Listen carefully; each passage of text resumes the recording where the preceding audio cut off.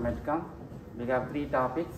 One is hypertension, and the second one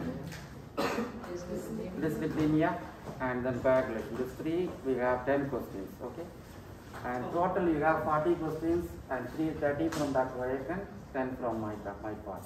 Okay. Okay. Yes. So you have three, and one topic you can have 4 questions. Okay. So today is disorders of coagulation. That's in more detail. You can go to the chapter 26, OA principles of medicinal chemistry. There are 2 pathways in the coagulation, right? So one is the contact activation pathway, other one is the tissue factor pathway. In both pathway, finally we are activating factor 10. 10 is activated to 10A. 10A is activated 10.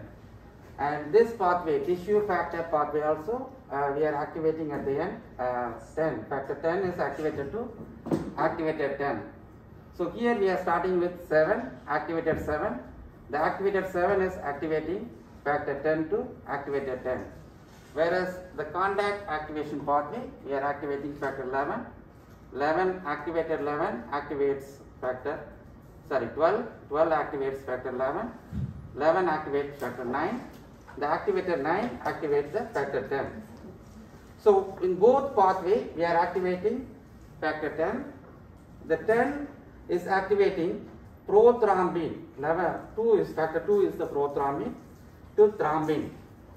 So once you activated the thrombin is activating 2 pathways.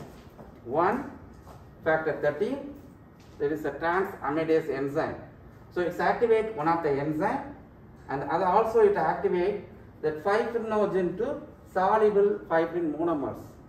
So we get a soluble monomers. The monomers are cross-linked by the enzyme activated factor 13 is cross-linking the factor fibrinogen. Okay. So what we have, so the pathway we are activating fibrinogen to soluble fibrin, and also we are activating factor 13. 13A is nothing but that is the transamidase enzyme. So the transamidase enzyme, it makes a isopeptide bond formation. Isopeptide, this is the one fibrin monomer, the another fibrin monomer. So the one fibrin, the glutamine amino acid, the side chain is we have a amide bond. The lysine side chain here you have an amine. So the amine and the amide, it makes a peptide bond. So this is the cross linking of a fibrin. So this peptide bond we call it as a isopeptide. Why we call it as isopeptide? This is not a peptide bond. We call it as a isopeptide bond in between a lysine and glutamine. What is the difference between the regular peptide bond and isopeptide bond? There's no audio. Yes. So the regular peptide bond, the side chain never makes a peptide bond. The alpha amino group or alpha carboxylic acid group makes the peptide bond. Yeah. Your thing is on mute. They can't hear you on Blackboard.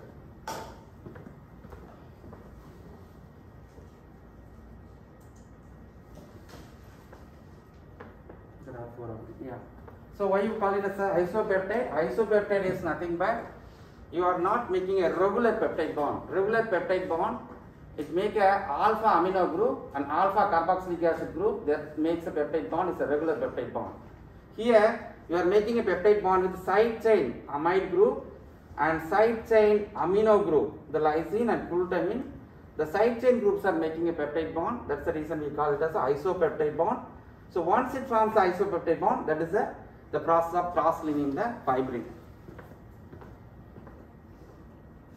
So for this activation, so we need a important enzyme called a transamidase. Transamidase is nothing but a factor 13 activated 13 is called transamidase enzyme.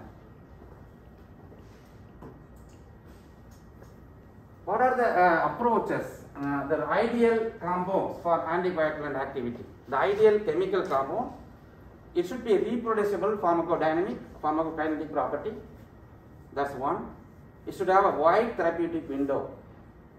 So what is the problem with the narrow therapeutic window?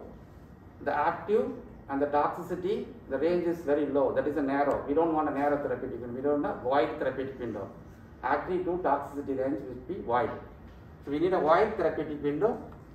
The fast onset of action is required for the ideal compound, anticoagulant activity, and minimal adverse effect, particularly minimal interaction with food and other drugs. That is one of the requirement for ideal anticoagulant therapy. So the mechanism of action of the coumarin type compound, that's the mechanism for coumarin type chemical compound. That is a class of compound for used as a warfarin. That is a coumarin type compound. We'll discuss in next slide. So in vitamin K, it is a hydroxy dihydroxyquinone. That's a vitamin K. So in the vitamin K is added with carbon dioxide and oxygen. The oxygen is introduced to vitamin K. We formed the vitamin K2,3 epoxide. The double bond here is introduced with epoxide, vitamin K2,3 epoxide. At the same time, this process is additionally, this reaction is catalyzed by descarboxyprothrombin. There is one carboxylic acid is missing in prothrombin that introduces the carboxylic acid. So dicarboxy, that is the prothrombin. So we get a prothrombin, descarboxyprothrombin to prothrombin by making a vitamin K to vitamin K epoxide. So once we have vitamin K epoxide, this is a cyclic process. We regenerate the vitamin K. So in this process, vitamin K2,3 epoxide reductase, which reduce that the oxygen, we get a diketo, that is diketo is called a quinone, and then it goes for the reduction process. Either NADH or NADPH will give the proton, then we get a NAD or NADP. So in that process, the two oxygens, keto groups, will be converted to hydroxyl. So this process, cyclic process, is required for the conversion of proenzymes, that is a descarboxyprothrombin to prothrombin conversion. This process is very important. So the coumarin type compounds inhibit vitamin K2,3 epoxide reductase. So when you inhibit 2,3 epoxide reductase, ultimately it inhibits this process also. The cycle is inhibited. The availability of vitamin K is minimized. So what is the coumarin chemically? Coumarin is a bicyclic compound, a benzene ring. The second benzene ring is a cyclic ester type compound. So cyclic ester, what do you call cyclic ester? Lactone. A cyclic amide is a lactone, it's a lactone. So coumarins are lactone type compound.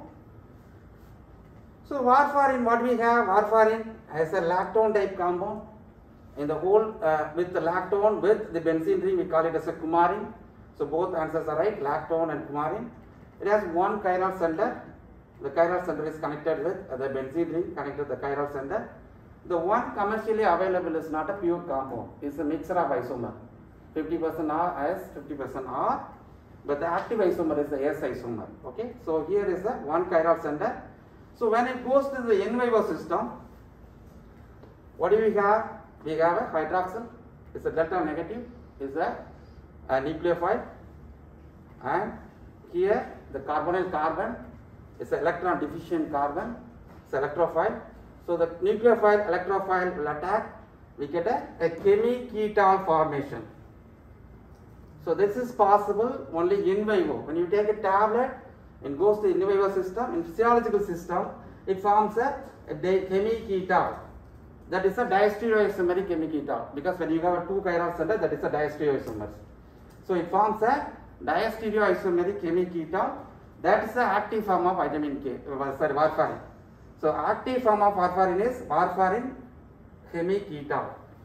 That is one of the diastereoisomer is the active form of the warfarin. So the pharmacokinetics and and then metabolism and the metabolic reactions. All we have, those 3 slides are summarized here. So the slide number 10 is very important. So all those the previous 3 slides are summarized in slide number 11. What are the key points for warfarin? Okay, is a chemically is a lactone. Remember, it's a lactone. The reason is it's a cyclic ester. It's a lactone type compound, and overall it's a coumarin type compound. Coumarin is, that's a nucleus called coumarin. So overall it's a coumarin type compound. In physiological pH, it forms a cyclic hemiketal. That is a cyclic hemiketal. That is an active form of warfarin. That is one of the distereoisomeric hemiketal. So that is an active form of warfarin. It has a fast onset of action. The bioavailability is 100% bioavailability. Warfarin, 100% bioavailability. Chemically, you have the phenolic hydroxyl. So chemically is a weak acid. Mechanism of action, it inhibits vitamin K, epoxidase, K2,3, epoxide reductase inhibitor, complex inhibitor. Compound has 1 chiral center, that's a chiral carbon, 1 chiral center. The one commercially available is a mixture of isomers. Okay, racemic compound is commercially available. 50% yes, 50% R. The active isomer is S isomer. S is the active isomer. S isomer is 4 times more active than R isomer. Potency is S isomer is 4 times more active than R isomer. S metabolized with cytochrome 2C9. It gets inactive metabolite, the hydroxy metabolite. Whereas R is metabolized with 3A4, 1A2 and 2C19. And that also we get an inactive metabolite. The major drug-drug interactions, so we don't get an interaction for 3A4, we don't get an interaction for 1A2 because that R isomer is the inactive isomer, less active isomer. Okay, the S is the active isomer. So whenever you have a compound which induce 2C9, we get a drug-drug interaction, or any compound which inhibit 2C9, we get a drug-drug interaction. So warfarin, you get a drug-drug interaction with fluconazole. But what will happen if you have a warfarin and fluconazole together? Okay, what type of interaction? Increase the levels of warfarin, we get a toxicity of warfarin. So when you have a combination of warfarin and carbamazepine or warfarin and rifampicin, what will happen? There is no activity for warfarin because it induces cytochrome 2C9, that is the active isomer. So when you have a 3A4 inhibitor, there is not much effect. This is not a less active isomer. Okay, so we are inhibiting or inducing the active isomer, we get a drug-drug interaction. Example, fluconazole will increase the toxicity for warfarin. Carbamazepine or rifampicin will lose the pharmacological activity for warfarin.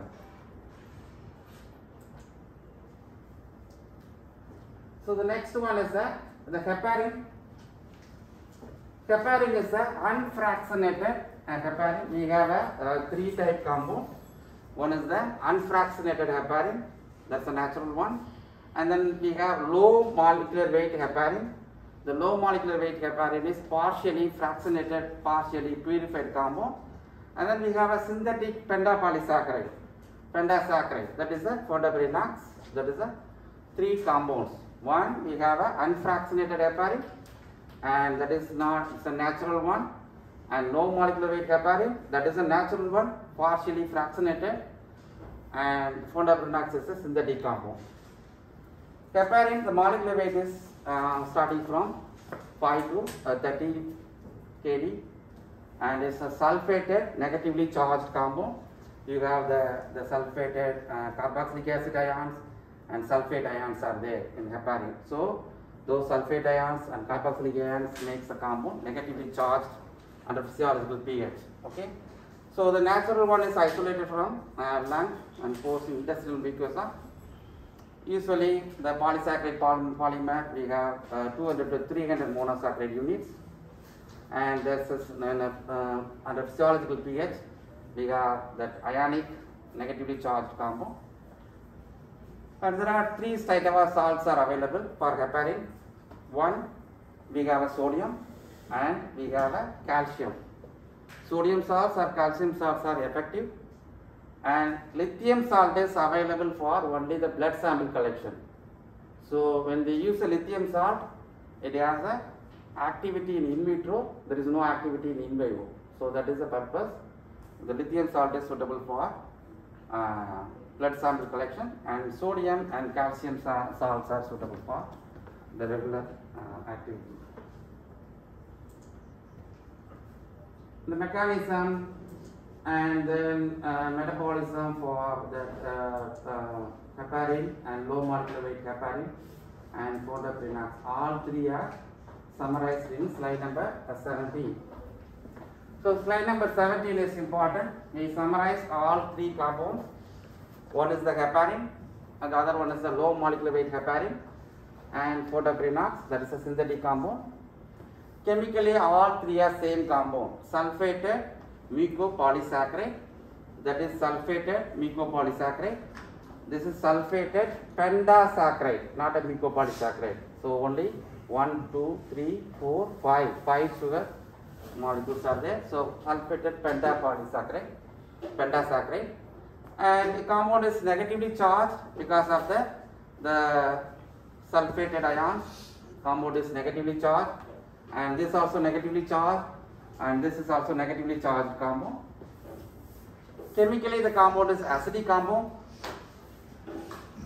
and at a physiological pH negatively charged, and low molecular weight compounds is the acidic compound and a physiological pH negatively charged, and fondaparinux also acidic, negatively charged at a physiological pH. So we discussed earlier that is the three salts are available for heparin.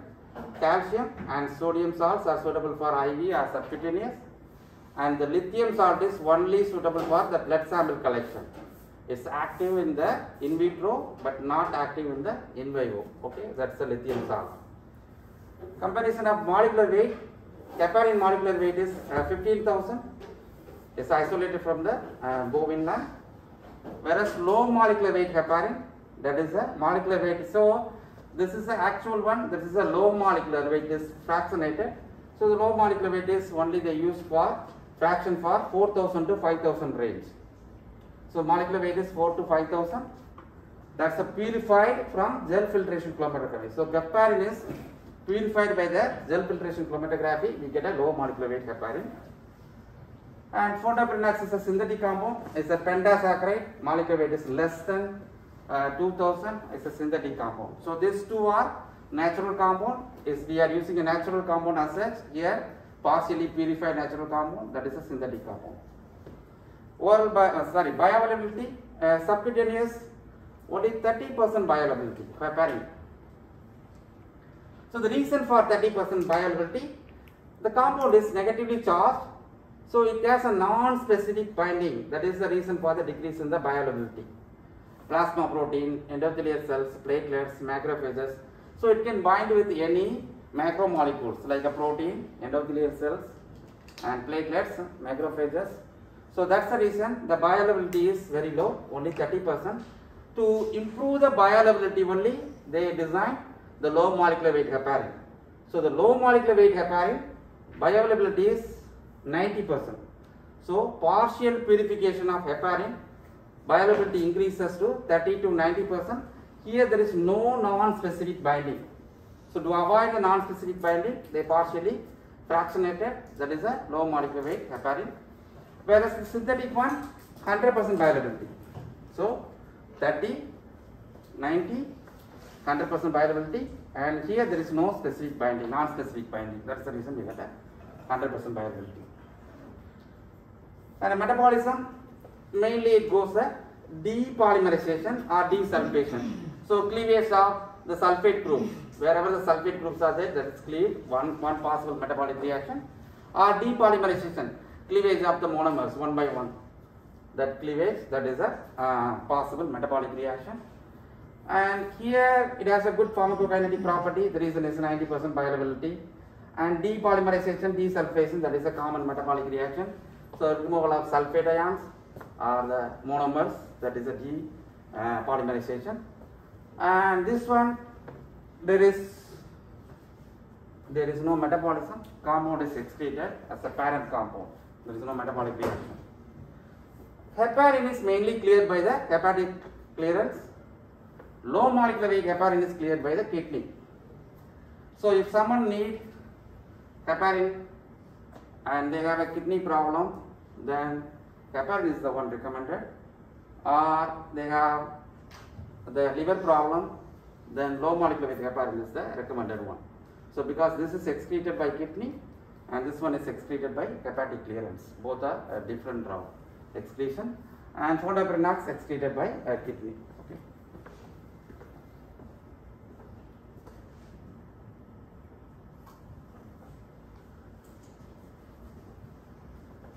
So the next category for this one, direct thrombin inhibitor. Okay, DTI, direct thrombin inhibitors.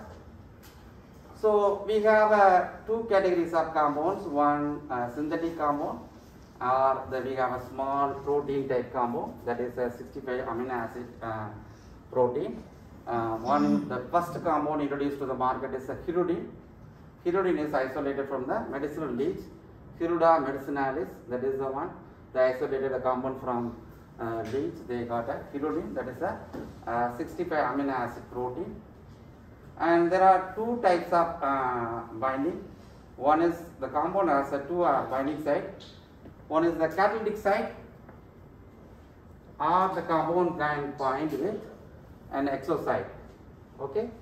So the proteins, whatever the proteins with 65 amino acid, it can bind both the catalytic site and exosite, whereas the synthetic compounds specifically finds only the catalytic site. So we have a comparative details for individual compounds. Next slide. So that slide is important. All the direct thrombin inhibitors are summarized. We have 6 compounds.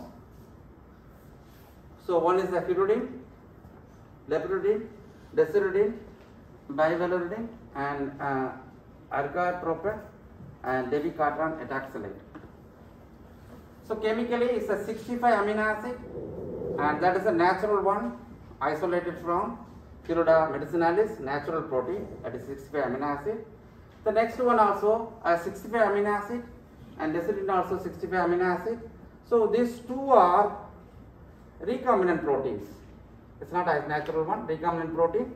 The only difference for these two compounds, the N-terminal amino acid starts with leucine and threonine. Here the N-terminal amino acid starts with valine and valine. And this is a small peptide. So the reason for using a small peptide, so once you have a 65 amino acid protein, the major problem is immunogenic. We get immunogenic reactions when you give a protein, immunogenic reaction.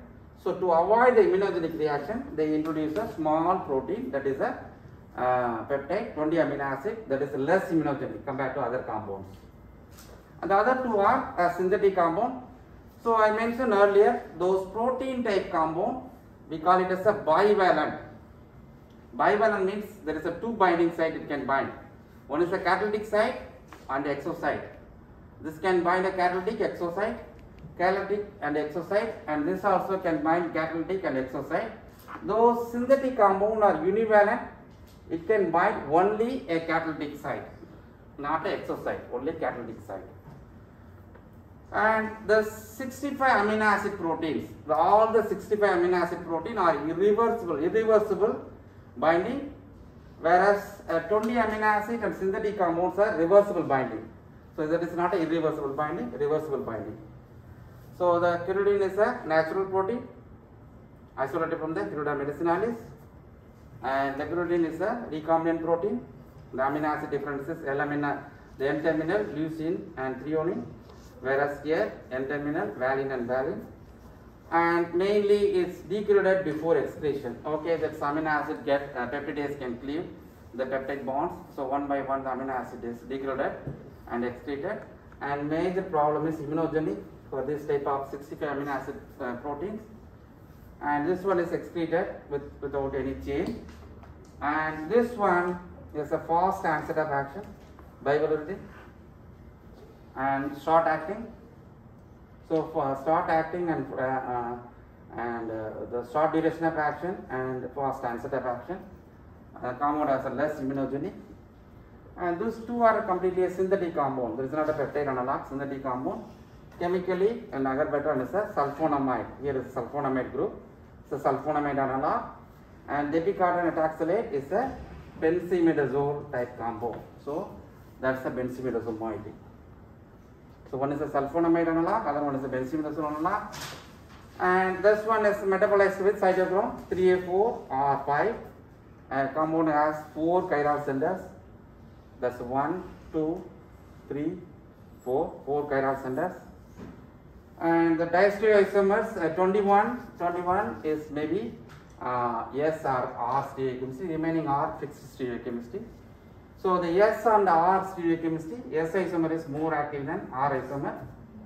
And chemically, there is an amino acid attached to the compound. This fragment is called arginine. So arginine is attached to the compound. So agar-batran ARG is for arginine. So there is an arginine amino acid attached to the compound. Whereas the debicarton etaxylate, that's a prodrug. The etaxylate moiety is attached to improve the oral bioavailability. The compound is fast acting, short duration of action. The major problem is very hydrophilic. Compound is hydrophilic.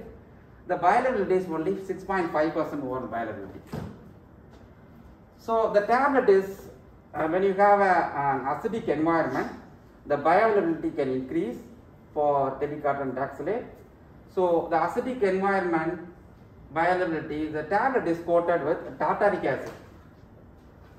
So the tartaric acid is coated with the tablet. So when the tablet disintegrates, it releases the tartaric acid that provides the acidic environment, and that makes the compound bioavailability is better. So with the tartaric acid, the bioavailability is only 6.5. Okay, the bioavailability is very. Yeah, before the Dr. Selvem, Yeah. can you recount the aragatroban chiral center again? Which one? The aragatroban. Yes. Yeah. Let me see. 1, how many is it? 4. Count it. 1, 2, 3, 4. Okay. So where we have the sulfonamide, the sulfur.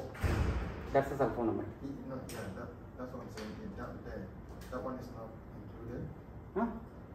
That one, you didn't count that one. This one? Yeah, the chiral. This is not a chiral. This is chiral. But this is not. No, the sulfur we are asking. I'm talking about where it connects to. Yeah. This one connected with here, amino. Here, benzene ring. Yeah, there. Benzene ring, that is not a chiral. It's aromatic ring. This is not a chiral. This is double bond is there. There is no chiral. So here is it's not aromatic. That's why chiral. This is not Thank chiral. you.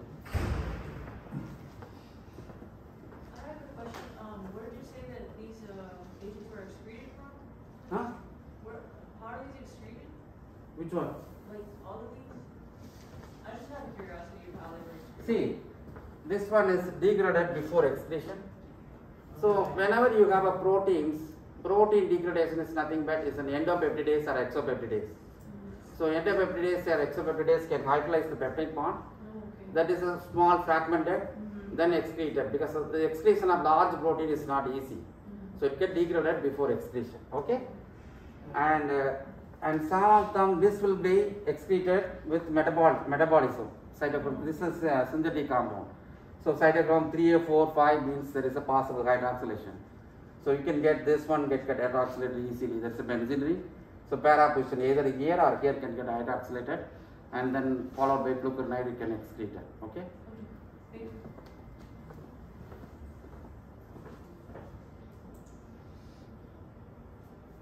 So this all we discussed the same, this all informations are there in the table, the previous table. You can go through if you want again. So the same information we discussed in the table. So that's the structure of the 65 amino acid decidedly. You can count, if you count there is 65 amino acid, each one has I think 10 in a row, 10, 20, 30, 40, 50, 60, 1, 2, 3, 4, 5, 6 amino acids, 65 amino acids. the one with the 20 amino acid, that's a structure for 20 amino acid compound, that bivalently.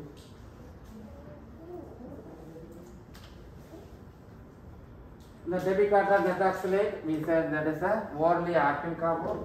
The major problem is the compound is a non-peptide type compound, but is a prodrug. And the major problem is very hydrophilic, we discussed earlier, that is hydrophilic. And the oral absorption is very low. And we require that absorption requires the acidic environment is needed for oral absorption.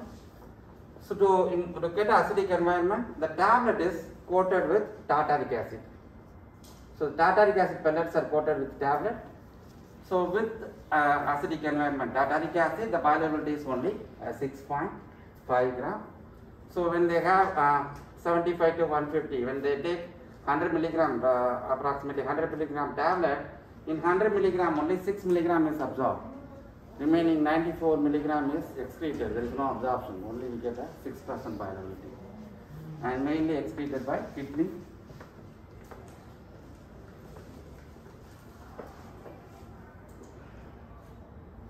So this also we discussed in the tab. This information is there in the table.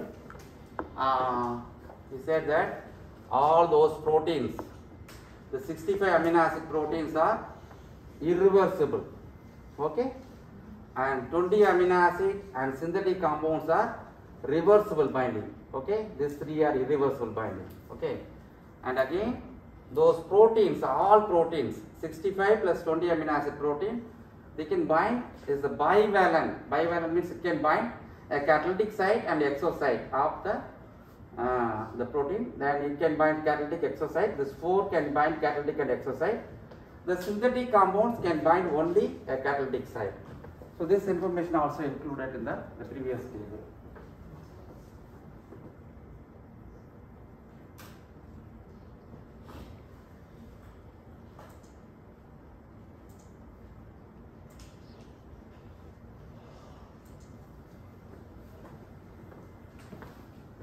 So what type of reaction this one? The reaction listed below is catalyzed by, so it's a glutamine, a fibrin, one monomer glutamine, another fibrin monomer lysine, we get a isopeptide bond. That is a cross-linking reaction mainly. Okay, there is a main reaction in the coagulation. So cross-linking reaction. Which one will apply? So what type of, for this catalyst, what do you need here? Which one catalyzes this reaction? Right? Okay, transaminase. There is one more answer. Not A. Oh, G. Right, G. Activated 13 is transaminase. Both are same meaning, right? So factor 13A or transaminase, both meanings are same.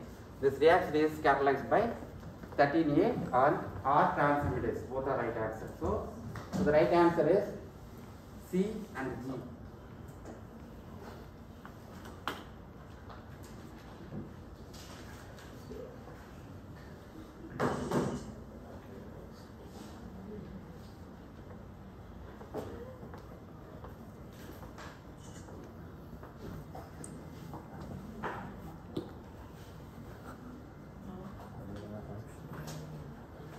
It's a polypeptide? No, it's a polysaccharide, right?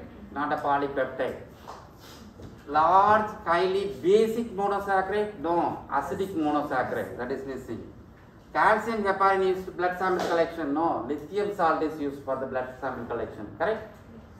So, heparin has 30% bioavailability following oral administration. It's not a oral, it's subcutaneous. So, heparin is primarily cleared by kidney? No, primarily cleared by hepatic clearance, not a kidney clearance, right? So, heparin undergoes hepatic oxidative metabolic reaction. No, it's not oxidative metabolic, it's hepatic clearance, right? Not oxidation. Under physiological pH, heparin primarily exists polysulfate anions. That's right. Correct? All those heparin analog exist as a polysulfate anions. All are same meaning, right? So, G is right. Sodium heparin is used for blood sample collection. That is not right. It's a lithium salt. And heparin inhibit vitamin K 2,3 epoxy reductase, that is not right. Heparin is sulfated polysaccharide polymer. Yes, that is right. Under physiological pH, heparin primarily exists as a glutamate anion. No, sulfate anion, not a glutamate anion. So the right answer?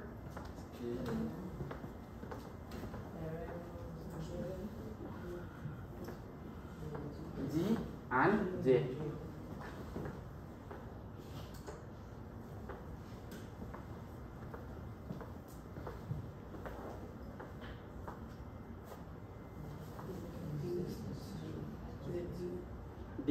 D is right. It's a chemi-ketal, diacylglycemic chemi-ketal conformation. That is the active conformation. That is the one in physiological pH you get a chemi-ketal conformation.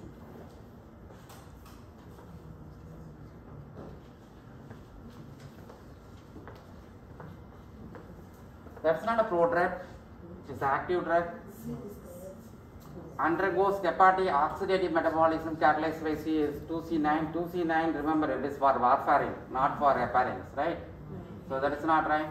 100% bioavailable, that is right. That's right. And is indirect thrombin activated by factor the DNA? No, that is not right. Not a direct thrombin inhibitor, that is not right. And is a synthetically derived pendasaccharide, that is right. Pendapenase is not metabolized and excreted urine as such, that is right. It's not a metabolized. The pendasaccharide is excreted and urine as such. And synthetically derived polypeptide, no, it's a polysaccharide, is right. Okay, is a indirect inhibitor of activated factor. That is also right answer.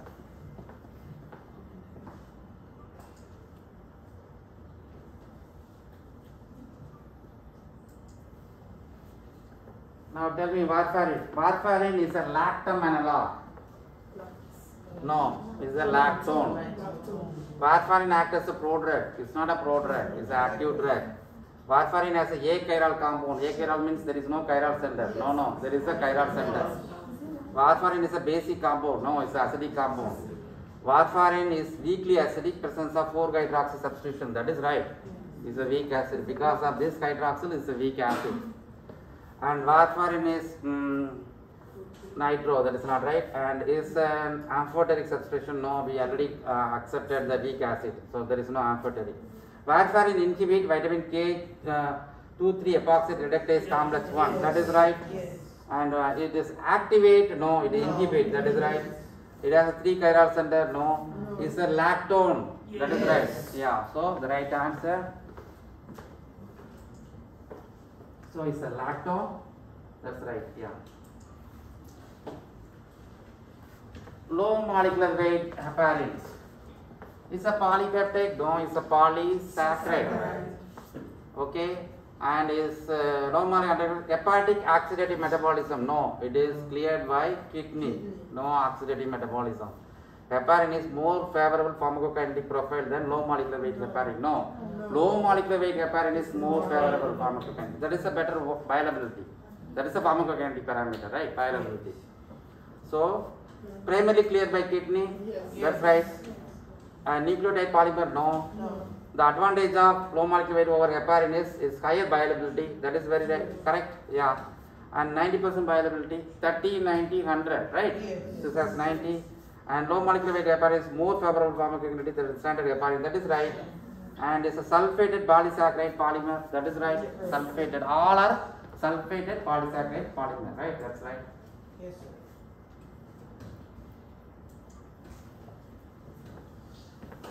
So tebicardan etaxylase is a direct thrombin inhibitor. That's right. It's all are direct thrombin that list. Okay. It's a prodrug because remember the etaxylate is a promoiety. Tebicardan is a compound, etaxylate is a promoiety. So it's a prodrug. Okay, it's a prodrug converted to tebicardan by liver phosphatase. No, it is not a liver phosphatase. It has a good oral bioavailability. No, the bioavailability is very low. Remember that 6.5. And mainly is cleaved by the esterases. The reason is This can be cleaved by esterases. There is no phosphate group to cleave the phosphatase. So the phosphatase is not right. We have ester bond, so esterases can hydrolyze, give the depicatron. Okay, that is the right one. And tartaric acid creates an acidic microenvironment that allows the absorption of depicatron extract. That is right. Sodium dioxide creates a basic environment that allows the absorption of the tartaric acid is needed for absorption. That is the one. Commercially available is a pellet is attached to the tablet, tartaric acid pellet.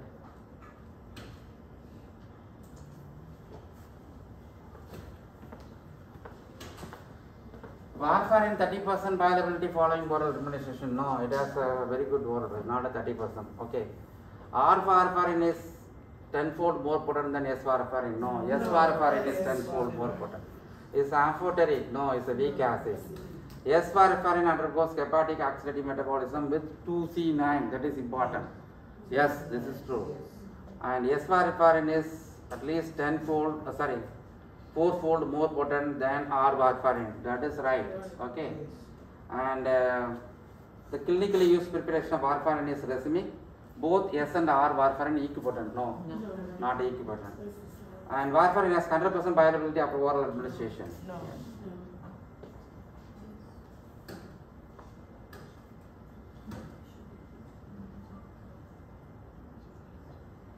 Warfarin oral bioavailability how much? 100% bioavailability. Warfarin has a good bioavailability. Yes. Yes, warfarin has 100%. No, you didn't agree. So we'll go back to the slide.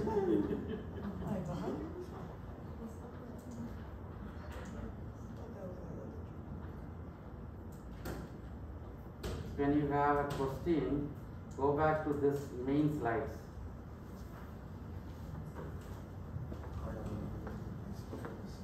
Bioavailability is 100%.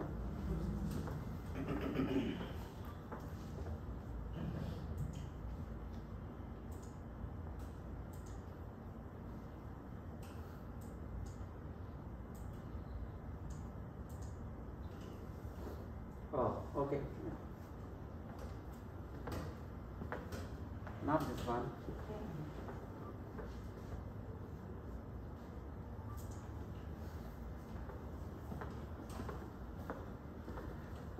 Yes, R warfarin undergoes oxidative metabolism 3A4, 1A2, 2C19. That is also right. Okay. So that is a less active isomer metabolic reaction with metabolism with 3A4 and 1A2, 2C19.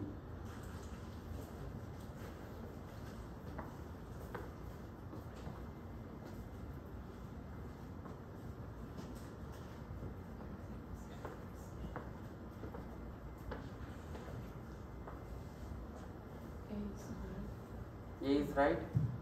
All the proteins are irreversible. The 65 amino acids are irreversible, right? And this is 20 amino acids. 20 amino acids not irreversible, reversible, right? And it's isolated from the Hiruda medicinalis, that is leech, yeah? So this is right. Okay, what about next one? Now all are direct thrombin inhibitors, that statement is right. And this is the mechanism for warfarin, not for hirudin. Okay. It's a polysaccharide. No, it's a polypeptide. Okay. And is a reversible direct thrombin inhibitor, right? Yes.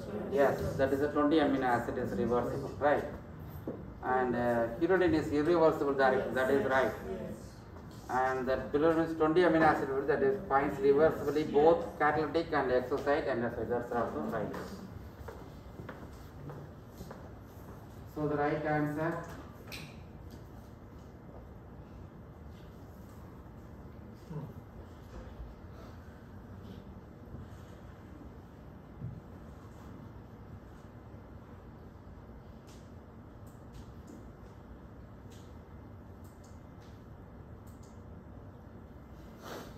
So right answer is hirudin is a small protein, 65 amino acid protein isolated from the Hiruda medicinalis, and this one is the direct thrombin inhibitor. All are direct thrombin inhibitor, and this is reversible because 20 amino acid, And this is 65 amino acid, that's why irreversible. And 20 amino acid is reversible and binds both catalytic exoside and catalytic site. So that's the last one, I think. Thank Do you. you have any questions for me?